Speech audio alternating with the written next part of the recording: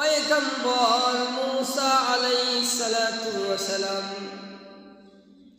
বিশাল বড় পাথর দেখার পর আল্লাহ তাআলা আওয়াজ করে বললেন, ওগো পয়গম্বর মূসা, তোমার হাতের লাঠি দিয়া এই পাথরের ভিতরে বাড়ি দাও। পয়গম্বর মূসা আলাইহিস সালাতু ওয়াস সালাম যখন তার হাতের লাঠি দিয়া পাথরের ভিতরে বাড়ি দেয়, বাড়ি দেওয়ার সাথে সাথে আল্লাহ তাআলার হুকুমে একটা পাথর থেকে আরেকটা পাথর বের হইয়া গেলেন। জুড়ে বলি সুবহানাল্লাহ। বাড়ি দেওয়ার পর আরেকটা পাথর বাইর হয়ে গেলেন। আল্লাহ তাআলা আদেশ করতেছেন, ওগো মূসা পয়গম্বর,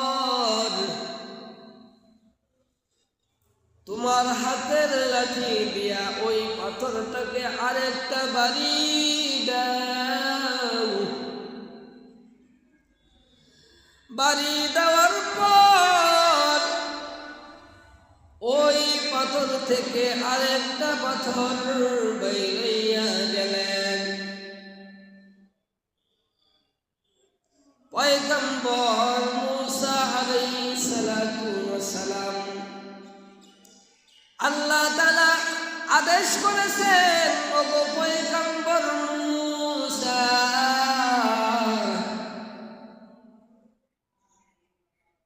আরেকটা পাথর যখন বাইর হইল আল্লাহ তাআলার আদেশে,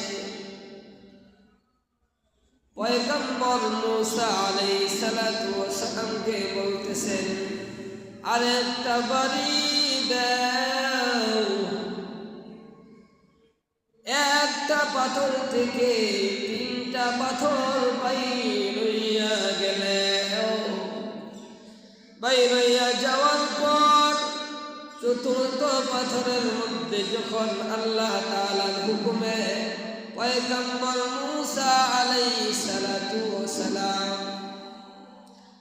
আল্লাহ তাআলা আদেশ করেছেন, ওগো মূসা, চতুর্থ পাথরের ভিতরে বাড়ি